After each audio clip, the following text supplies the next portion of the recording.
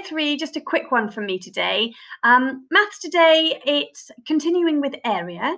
Now, the instructions on Shobi are really quite clear, and actually the work that I've set, the worksheets continue on from each other, and so they're actually quite self-explanatory, but I thought I'd show you them just very quickly. The first page on Shobi, there's quite a lot of questions today, so it's just working at your own pace. But the first sheet on Shobi is simply working out area of a rectangle using that formula we've learnt, which is length times the width. And you'll see it doesn't matter this time about your printer or measurements or anything like that. Luckily, few, because on all of the sheets, they have given us the measurements for us this time, so it doesn't matter.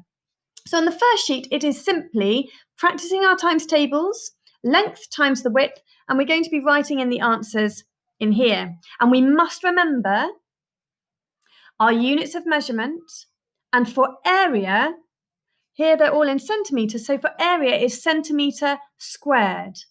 So it's centimetre, cm, and then that little flying number 2, the small number 2, to represent centimetre squared. That's the first sheet. So there's 12 questions on that one. The second sheet, when you've printed it off, it continues on. It's a bit more of the same, except you'll see some of the sums are getting a bit higher. Now, lots of you will be able to do these in your head. 20 times 5, because you count in twos, 20, 40, 60, 80, 100, they're fine. Others of you, when you're looking at some of them, like 16 times 5, you might need to do a down and across, a column multiplication. But you know how to do those things, so get yourself a piece of paper or jot a sum on the back, and that's it, okay? Then we're moving down onto these questions. It starts here, and then on the final page, the third page, they're turning into kind of two-step problems, really, because it's asking you to order the shapes in order of how their size of scale of area, from the smallest to the largest.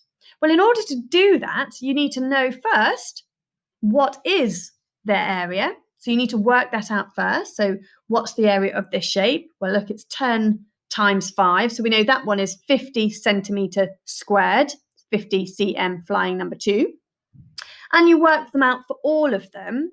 Now, it's not as simple as going, well, that one's 50, that one looks a bit bigger than that one, and that's not how area works. It can be very deceiving. Okay, so once you've found out what they all are, then you need to order them from smallest to largest using these letters.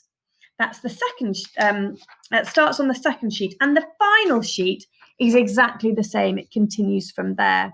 But again, you'll see that some of these calculations, 17 times 6, you might just need to do a down and across column multiplication to work that out.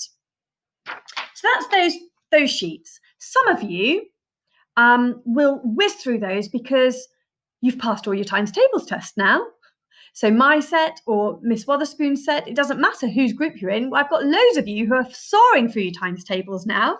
So it might be that actually this exercise you love and you fly through it.